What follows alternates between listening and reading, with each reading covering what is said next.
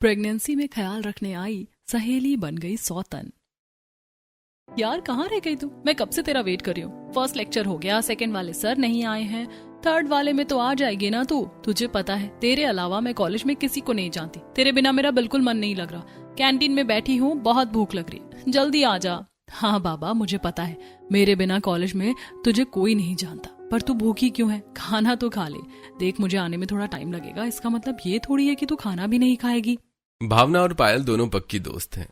एक तरफ पायल है जो बहुत बातूनी है और अनजान लोगों से भी आसानी से घुल मिल जाती है, तो वहीं भावना है जो बिल्कुल इंट्रोवर्ट है। पूरे कॉलेज में वो पायल के अलावा किसी से बात नहीं करती। आज पायल कॉलेज नहीं आई है तो भावना लेक्चर लेकर कैंटीन में बैठी है, लेकिन उसने कुछ खाया नहीं है। भावना से बात करके पायल फोन रख देती है। ये लड़की भी ना मेरे चक्कर में भूखी बैठी होगी, बाकी काम बाद में देखूंगी, पहले कॉलेज ही जाती हूँ। पायल किसी जरूरी काम से मार्केट आई थी, लेकिन भावना की वजह से वो अपना काम छोड़कर कॉलेज के लिए निकल जाती है। थोड़ी देर में पायल कॉलेज पहुंचती है और देखती है कि भावना कैंटीन में बैठी है, उसके पास टिफिन भी रखा है। हाय पायल, कैसी हो? क्या बात है, आज अपनी दोस्त को अकेला छोड़कर चली गई थी? अरे नहीं यार, बस थोड़ा जरूरी काम था। कैंटीन में बाकी लड़कियां भी बैठी हैं, लेकिन भावना किसी से बात नहीं करती। पायल जाकर उसके पास बैठ जाती है। शुक्र है यार तू आ गई, वरना आज तो कॉलेज में बिल्कुल मन नहीं लग रहा था। चल जल्दी से टिफिन खोल, खाना खाते हैं। जल्दबाजी में भावना को पायल की बातों पर ध्यान नहीं जाता और वो कैंटीन से खाना ऑर्डर कर देती है। अरे यार तू टिफिन लाई है, और जब मैं खाना ऑर्डर कर रही थी तब एक बार भी नहीं बोली। अब क्या होगा इतने खाने का? तुझे देखना चाहिए था ना। हाँ हाँ, आपको तो बोलना ही नहीं है। चल बता टिफिन में क्या लाई है।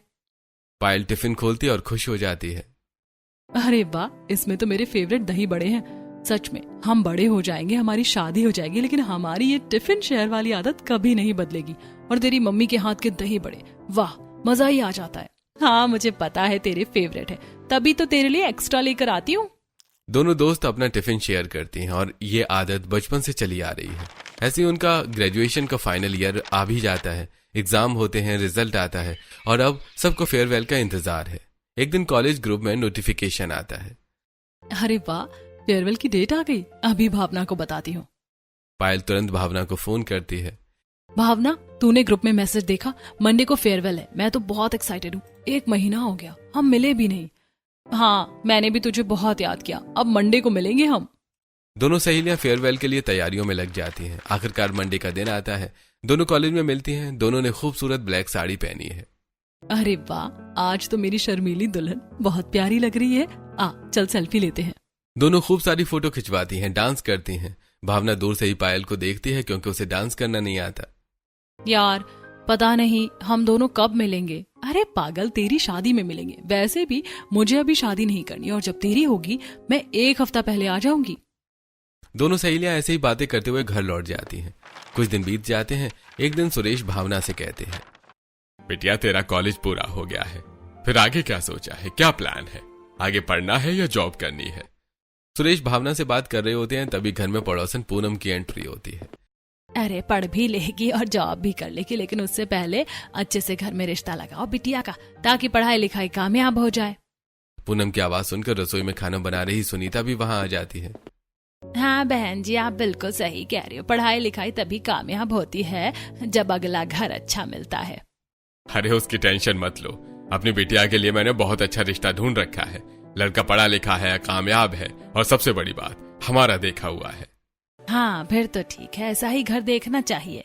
पूनम थोड़ी देर बैठकर बातचीत करती है, लेकिन अपने रिश्ते की बात अचानक सुनकर भावना थोड़ी परेशान हो जाती है। उधर उसके मम्मी पापा अपने काम में लग जाते हैं। दूसरी तरफ रोहन ऑफिस में खाली बैठा होता है। भाई क्या हो रहा है? आज ठंडी ही चल रही है क्या? शाम के 5 बज गए हैं। अरे यार मेरा थोड़ा काम रह गया है और साइट का बार बार सर्वर डाउन आ रहा है। बॉस ने कहा है कि हर हाल में ये प्रेजेंटेशन पूरी होनी चाहिए, तो बस मैं तो साइट के चलने का वेट कर रहा हूँ। अच्छा कोई नहीं, तू कर, मैं तो जा रहा हूँ घर, मेरा काम हो गया है। नितिन चला जाता है और रोहन ऑफिस में बैठा फोन चलाने लगता है। सर्वर डाउन होने की वजह से वो बोर हो रहा होता है। अचानक वो फेसबुक खोलता है और उसके सामने एक क्यूट सी लड़की की प्रोफाइल आती है। अरे वाह, कितनी सुंदर लड़की है, आखिर ये है कौन? चलो प्रोफाइल खोलकर देखता हूं। अरे यार इसका अकाउंट तो प्राइवेट है। कोई बात नहीं, रिक्वेस्ट भेज देता हूं। रोहन पायल को फेसबुक पर फ्रेंड रिक्वेस्ट भेजता है और उसकी प्रोफाइल बार बार देखकर मुस्कुराता है, जैसे पहली नजर में ही उसे पायल से प्यार हो गया हो। थोड़ी देर में सर्वर चालू हो जाता है और रोहन फिर से अपने काम में लग जाता है। उसी बीच पायल अपना फोन उठाती है। रोहन चौधरी, लड़का तो हैंडसम है, लेकिन मुझे फ्रेंड रिक्वेस्ट क्यों भेज रहा है? कहीं ये कोई कॉलेज का लड़का तो नहीं? चलो कोई नहीं, एक बार एक्सेप्ट करके देखती हूँ, क्या ही हो जाएगा। पायल जो बहुत बातूनी है और हर किसी से बात कर लेती है, वो रोहन की रिक्वेस्ट एक्सेप्ट कर लेती है और उसे मैसेज करती है। शाम को रोहन ऑफिस से घर लौटता है। रात को खाना खाने के बाद जब वो फोन देखता है तो पायल का मैसेज देखकर खुश हो जाता है। हे ब्यूटीफुल, आप सच में इतनी सुंदर हो या ये फिल्टर का कमाल है? पायल तुरंत ऑनलाइन आ जाती है। इसका पता तो आपको मुझसे मिलकर ही चलेगा। अरे तो बताओ फिर कहाँ मिलना है? मैं ऐसे अनजान इंसान से नहीं मिलती, पहले अपनी जान पहचान तो बताओ। दोनों की बात फ्लर्ट से शुरू होती है और कब 2 घंटे तक चलती रहती है उन्हें पता ही नहीं चलता। अब रोहन के दिन की शुरुआत पायल के गुड मॉर्निंग से और अंत गुड नाइट से होने लगता है। धीरे धीरे दिन बीतते हैं। एक तरफ भावना अपने काम में बिजी हो जाती है और दूसरी तरफ पायल और रोहन का रिश्ता प्यार तक पहुंच जाता है। पायल, यार बहुत हो गया, अब हमें मिल लेना चाहिए। वैसे भी मैं तुमसे शादी करूंगा, ये मैं तुमसे प्रॉमिस करता हूँ। तुम मुझ पर भरोसा कर सकती हो। हाँ मिल सकते हैं, इसमें क्या प्रॉब्लम है, लेकिन मैं अभी आउट ऑफ सिटी हूँ, जब शहर आऊंगी तब पक्का मिलेंगे। अच्छा चलो ठीक है, तब तक अपनी फोटो ही भेज दो, मुझे सच में तुम्हारी बहुत याद आ रही है। I love you. दोनों की दोस्ती इतनी गहरी हो जाती है कि बात शादी तक पहुंच जाती है। एक दिन रोहन खुश होते हुए ऑफिस से घर लौटता है। मम्मी, क्या हुआ आपको? पापा, आप मुझे कॉल करके बता देते, मैं डॉक्टर को ले आता। नहीं बेटा, डॉक्टर आ गए थे, बस थोड़ा आराम करने को कहा है। सुजाता रोहन का हाथ पकड़कर उसे अपने पास बैठा लेती है। बेटा, अब मैं कब तक काम करती रहूंगी, अब तू शादी कर ले, इस घर को एक बहू की सख्त जरूरत है। अरे मम्मी, काम की वजह से शादी करने की क्या जरूरत है? हम हाउस हेल्प रख सकते हैं। तो क्या शादी तो बुढ़ापे में करेगा? अरे अब एक ही तो बहाना है हमारे पास तुझे शादी के लिए मनाने का, कि तेरी माँ से काम नहीं होता। महेश की बात सुनकर रोहन और सुजाता हंसने लगते हैं। अच्छा चलो ठीक है, जब आप लोग इतनी जिद कर ही रहे हो तो कर लेता हूं मैं शादी। मैंने एक लड़की। इससे पहले रोहन कुछ कह पाता, महेश बीच में बोल पड़ते हैं। अरे बस बेटा, हमें तो तेरी हाँ का इंतजार था, मैंने तो कब का तेरे लिए लड़की देख रखी है। अपने पापा की बात सुनकर रोहन हैरान रह जाता है। पर पापा, मैंने अपने लिए लड़की पसंद कर रखी है और उसे शादी का वादा भी किया है। क्या? तू ऐसे कैसे कर सकता है? तेरे माँ बाप नहीं है क्या जो तूने इतना बड़ा फैसला खुद ले लिया? और मैंने जो अपने दोस्त को जुबान दे रखी है उसका क्या? तेरी नजरों में हमारी कोई वैल्यू है या नहीं है? रोहन के मुंह से लव मैरिज की बात सुनते ही महेश भड़क उठते हैं। दरअसल महेश और सुरेश बचपन के दोस्त हैं और बचपन में ही दोनों ने अपने बच्चों का रिश्ता तय कर दिया था। कुछ समय पहले जब रोहन की जिंदगी में कोई नहीं था तब उसने भी इस रिश्ते के लिए हाँ कर दी थी। पापा, आप मेरे साथ नाइंसाफी कर रहे हो। हर बच्चे को अपनी जिंदगी का फैसला लेने का हक होता है। बेटा, हम मना कहाँ कर रहे हैं, लेकिन कुछ महीने पहले तेरे पापा ने तुझसे भावना के बारे में पूछा था और तूने हाँ कर दी थी। मम्मी, तब मेरी जिंदगी में कोई नहीं था, लेकिन अब मैं एक लड़की से प्यार करता हूँ। मैंने उससे शादी का वादा किया है और मैं उसी से शादी करूंगा। ठीक है, अगर तू हमारे खिलाफ जाकर शादी करेगा तो याद रखना, हम तेरी शादी में शामिल ही नहीं होंगे और मैं अपने दोस्त से माफी मांग लूंगा कि मेरे बेटे ने मेरी बात नहीं मानी। अपने पापा की बात सुनकर रोहन बहुत दुखी हो जाता है और अपने कमरे में चला जाता है। वो पूरी रात कुछ खाता पीता नहीं है और सोचता रहता है। अगली सुबह रोहन एक फैसला लेता है। पापा, जैसा आप कहेंगे वैसा ही होगा। आप अपने दोस्त को बोल दीजिए मैं शादी के लिए तैयार हूं। रोहन की बात सुनकर सुजाता और महेश बहुत खुश हो जाते हैं। महेश तुरंत सुरेश को फोन करते हैं और अगले ही हफ्ते रोहन और भावना की शादी तय कर देते हैं। इतनी जल्दी शादी की डेट फिक्स करने की क्या जरूरत थी? इतने सारे काम होते हैं, तैयारी कौन करेगा? अरे सब हो जाएगा तुम बस खुशी मनाओ, हमारे बेटे की शादी है। रोहन के घर में शादी की तैयारियां शुरू हो जाती हैं। उधर भावना भी पायल को फोन करती है। पायल, मेरी शादी फिक्स हो गई है और तुझे पहले ही आना है। अरे वाह, बधाई हो, तूने तो मुझसे पहले नंबर मार लिया। मेरी दोस्त की शादी है, मैं जरूर आऊंगी, लेकिन यार मेरा टेस्ट है तो मैं शादी वाले दिन ही आ पाऊंगी। भावना की शादी की खबर सुनकर पायल बहुत खुश होती है। दोनों काफी देर तक बात करती हैं। दिन बीतते हैं और आखिरकार शादी का दिन आ जाता है। रोहन बैंड बाजे के साथ बारात लेकर भावना के घर पहुंचता है। उधर पायल भावना को पार्लर से तैयार करके लाती है। आंटी, जरा नमक मिर्च देना, मैं अपनी दोस्त की नजर उतार दूं। देखो तो किसी परी से कम नहीं लग रही। पायल भावना की नजर उतारती है। बेटा, स्वागत की तैयारी हो गई ना, बारात दरवाजे पर आने ही वाली है। पायल स्वागत की तैयारी में लगी होती है और बहुत एक्साइटेड होती है। तभी अचानक उसका फोन बजता है। मैम, आपने ड्रीम ब्रांड में जॉब के लिए अप्लाई किया था, आपका एप्लीकेशन सिलेक्ट हो गया है, आपको आज ही इंटरव्यू के लिए आना होगा। क्या मतलब?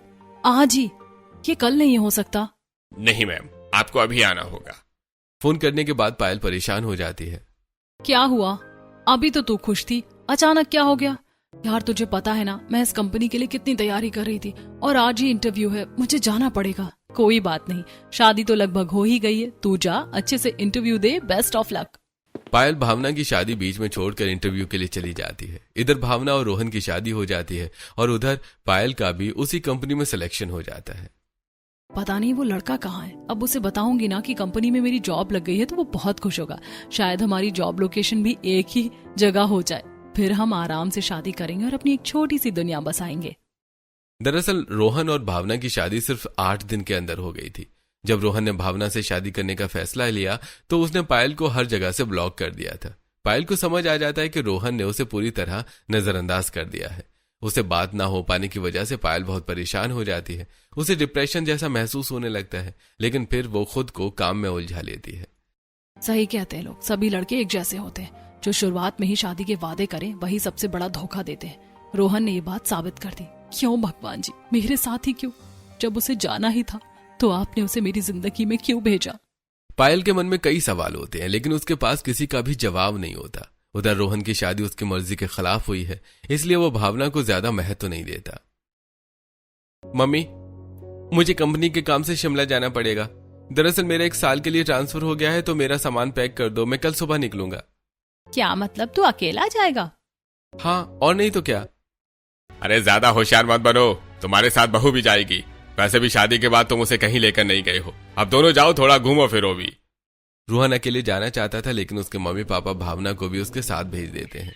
अगली सुबह रोहन और भावना शिमला पहुंचकर शिफ्ट हो जाते। हमें रसोई के लिए सामान खरीदना पड़ेगा। कुछ जरूरी चीजें तो मैं लाई हूँ, लेकिन बाकी लेनी होंगी। आप मेरे साथ बाजार चलोगे? हाँ, जब जाना हो बता देना। भावना घर का सारा सामान लिस्ट में लिखती है और शाम को दोनों बाजार जाने के लिए निकलते हैं। आप कार में ही बैठे हो, नीचे तो उतर जाओ। क्या आप मेरे साथ सामान नहीं खरीदोगे? ये औरतों वाले काम मेरे बस के नहीं है, तुम ही खरीद लो। बेचारी भावना अकेले ही सारा सामान खरीदती है और वापस कार में आ जाती है। सब हो गया ना? घर जाकर मत कहना कि फिर से बाजार जाना है। नहीं, सब ले लिया, आप चलो। घर आकर भावना खाना बनाती है। उसने रोहन की पसंद का मलाई चाप बनाया है, लेकिन रोहन चुपचाप खाना खा लेता है, एक शब्द भी तारीफ का नहीं कहता और रात होते ही तकिया लेकर सोफे पर सोने चला जाता है। ऐसे कुछ दिन बीत जाते हैं। भाई, हाँ, तू भाभी के साथ रह रहा है, रोज उनके हाथ का खाना खाता होगा और हमें अब तक मिलवाया भी नहीं है। अरे यार, काम में टाइम नहीं मिलता, इस संडे मिलवाता हूँ। रोहन हर बात टालता है, लेकिन इस बार दोस्त मानते नहीं हैं। रोहन घर आता है, भावना उसे पानी देती है और कॉफी बनाने जाती है। भावना सुनो, मेरे कुछ दोस्त तुमसे मिलना चाहते हैं। संडे को तैयार रहना, और हाँ, ये रोज वाली साड़ी मत पहनना, थोड़ा मॉडर्न बनना। मेरे दोस्तों की वाइफ बहुत मॉडर्न है, मैं नहीं चाहता तुम अजीब लगो। अपने बारे में ऐसी बातें सुनकर भावना को बहुत बुरा लगता है, लेकिन वो कुछ कह नहीं पाती। संडे आता है, भावना थोड़ा अलग तरीके से तैयार होती है, लेकिन रोहन उसे देखता तक नहीं है। अरे भाभी जी, आप तो बहुत प्यारी लग रही हो, रोहन ने तो कभी आपकी तारीफ ही नहीं की। अरे भाई, इसकी पत्नी को नजर लग जाएगी, इसे आदत ही नहीं है तारीफ करने की।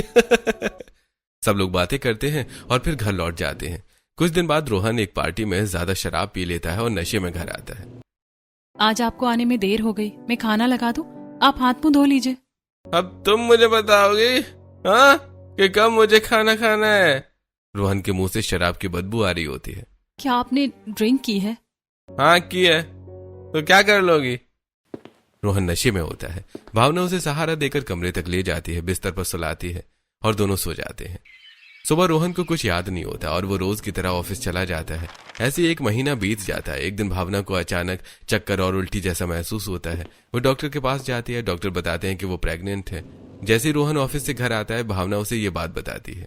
रोहन ऊपर से थोड़ा खुश होने का दिखावा करता है, लेकिन अंदर ही अंदर वो इस खबर से और ज्यादा परेशान हो जाता है। रोहन ऑफिस तो चला जाता है। यार, मैंने पायल को हर जगह से ब्लॉक कर दिया है, उससे बात भी नहीं कर रहा हूँ और भूल भी नहीं पा रहा हूँ, पर अब जिंदगी में बस भावना है और जितनी जल्दी ये बात मान ले उतना ही बेहतर है। अब अपनी बीवी और बच्चे पर ध्यान दे। रोहन खुद को समझाने की कोशिश करता है। अब वो भावना का थोड़ा बहुत ख्याल रखने लगता है। उसके लिए फल लाता है, जूस बनाकर देता है, लेकिन एक दिन भावना की तबीयत अचानक बिगड़ जाती है। डॉक्टर साहब, क्या हुआ मेरी वाइफ को? कोई घबराने वाली बात तो नहीं है ना? देखिए, आपकी वाइफ को काफी वीकनेस है और खून की भी कमी है। आपको इनकी डाइट का पूरा ध्यान रखना होगा और इन्हें पूरा बेड रेस्ट चाहिए। कोई भी काम ये बिल्कुल ना करें। रोहन डॉक्टर को गेट तक छोड़कर आता है और वापस भावना के पास आता है। डॉक्टर ने तो बेड रेस्ट के लिए कहा है, घर के काम के लिए तो हम हाउस हेल्प रख लेंगे, लेकिन तुम्हारा ख्याल कौन रखेगा? मुझे तो ऑफिस जाना पड़ता है, मैं मम्मी पापा को बुला लेता हूँ। हाँ, ये सही रहेगा। आप कम से कम टेंशन फ्री होकर काम कर पाओगे। रोहन अपने मम्मी पापा को फोन करता है, लेकिन उसके पापा की तबीयत खराब होने की वजह से वो नहीं आ पाते। और मेरे मम्मी पापा तो बेटी के घर का पानी भी नहीं पीते। मम्मी यहाँ रहेंगी तो परेशान हो जाएंगी। भावना की बात सुनकर रोहन असहज हो जाता है। आप आराम से ऑफिस जाओ, मैं देखती हूँ किसे बुलाना है। भावना रोहन को ऑफिस भेज देती है और खुद सोचने लगती है कि किसे बुलाया जाए। तभी उसे पायल का ख्याल आता है। हेलो पायल, कैसी है तू? क्या कर रही है आजकल? घर पर है या जॉब कर रही है? अरे यार, जॉब तो कर रही थी, लेकिन तुझे तो पता है मेरे दिमाग के कीड़े, मुझे हमेशा प्रोग्रेस चाहिए। तो अभी प्रमोशन के लिए टेस्ट की तैयारी कर रही हूँ और फिलहाल शिमला में ही हूँ। अरे वाह, ये तो बहुत अच्छी बात है। वैसे तुझे पता है मैं भी शिमला में ही हूँ और मैं प्रेग्नेंट हूँ। डॉक्टर ने मुझे बेड रेस्ट बताया है। सास ससुर की तबीयत खराब है, वो आ नहीं पा रहे हैं, तो क्या तू मेरे पास आ सकती है कुछ महीनों के लिए? अरे बिल्कुल आ सकती हूँ। वैसे भी मैं अभी 3 महीने फ्री हूँ। तू फोन रख, मैं अभी बैग पैक करके आती हूँ। भावना की हालत सुनते ही पायल तुरंत अपना सामान पैक करती है और उसके घर पहुंच जाती है। पायल को देखते ही भावना उसे गले से लगा लेती है। पायल, तू आ गई। सच में अब मुझे बहुत राहत मिलेगी। मेरी दोस्त को मेरी जरूरत हो और मैं ना आऊं, ऐसा कभी हो सकता है क्या? हाँ, सही कह रही है तू। तू ही मेरी सबसे अच्छी दोस्त है। सच में मैं बहुत लकी हूँ कि मेरे पास तेरे जैसी दोस्त है। तभी तो मुझे कभी किसी और दोस्त की जरूरत ही नहीं पड़ी। अरे मैं कितनी पागल हूँ, तू आई है और मैंने तुझे चाय पानी भी नहीं पूछा, उल्टा बातों में लगा लिया। रुक, मैं तेरे लिए चाय लेकर आती हूँ। और महारानी, मैं यहाँ तेरी मदद करने आई हूँ, खातरदारी कराने नहीं। तू बैठ, मैं लेकर आती हूँ हम दोनों के लिए कड़क सी चाय। अच्छा ठीक है, लेकिन चाय तू अपने लिए ही बना लेना। मुझे तो डॉक्टर ने मना किया है। मेरे लिए दूध बना देना। पायल आते ही अपनी जिम्मेदारी संभाल लेती है। वो दोनों के लिए दूध बनाकर लाती है। दोनों सहेलियां दूध के साथ ढेर सारी बातें करती हैं। फिर भावना पायल को घर का सारा काम समझा देती है। लो भाई, अब मैं हूँ रेस्ट पर और तू है अपनी ड्यूटी पर। भावना की बात सुनकर पायल हंस देती है और ऐसे ही दोनों का दिन बीत जाता है। शाम होते ही रोहन ऑफिस से घर लौटता है। भावना, ये देखो, मैं तुम्हारे लिए आम लेकर आया हूँ। तुम्हारा मन कर रहा था ना खट्टा खाने का? आप ये आम फ्रिज में रख दीजिए और हाथ मुंह धोकर खाना खा लीजिए। पायल, अपने जीजू के लिए खाना लगा देना। जैसे ही रोहन आम रखने के लिए रसोई में जाता है, वहां पायल को देखकर चौंक जाता है। पायल, तुम यहाँ क्या कर रही हो? और तुम? मतलब भावना के पति तुम हो? Oh my God, मैं सोच भी नहीं सकती थी कि तुम मेरी बेस्ट फ्रेंड के हस्बैंड हो। इससे पहले दोनों कुछ और बात कर पाते, भावना पायल को आवाज लगाती है।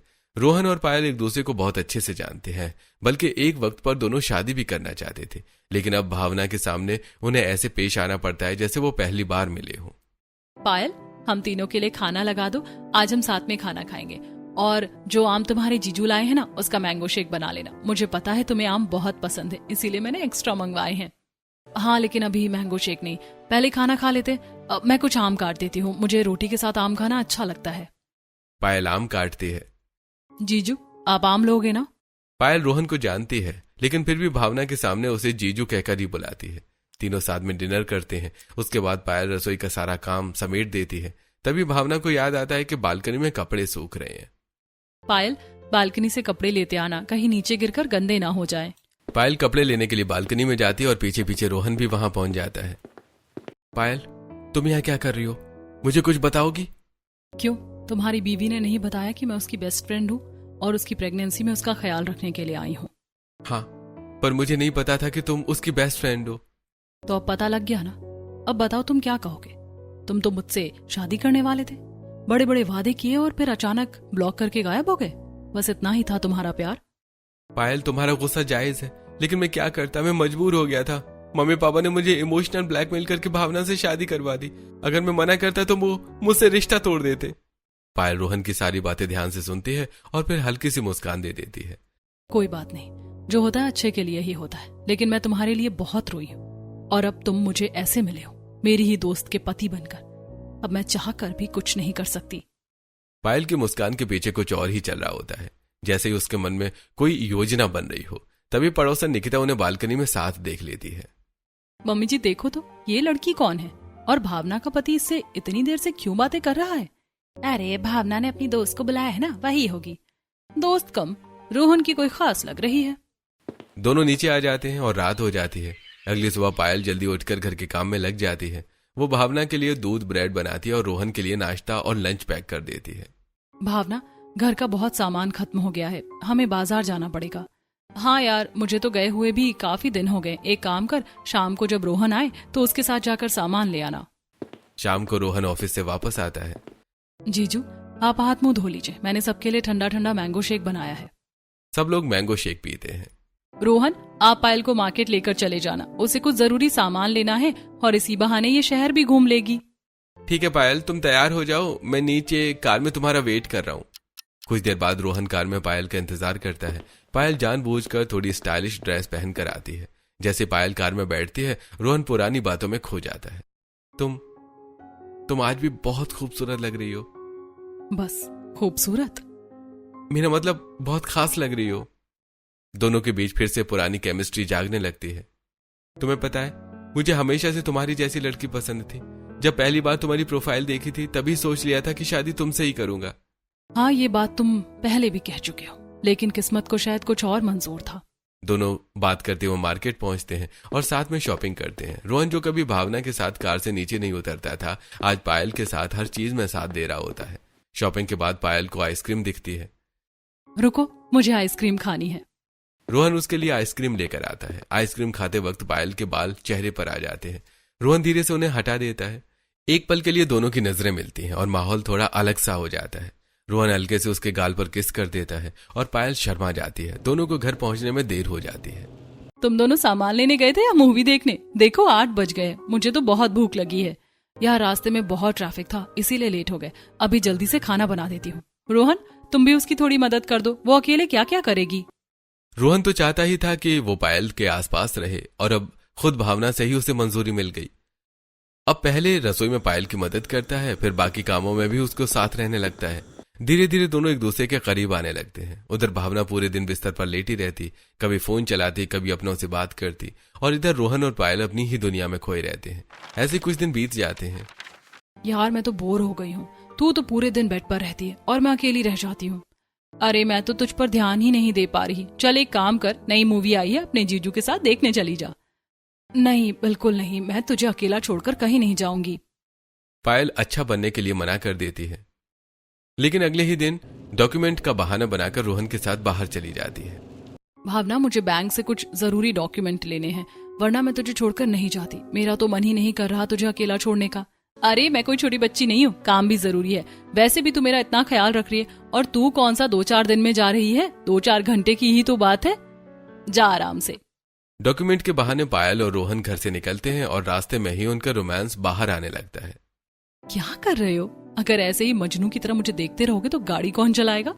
अरे तुम हो ही इतनी प्यारी, मेरी नजर तुमसे हटती ही नहीं है। तुम्हें कितना भी देखूं मन नहीं भरता।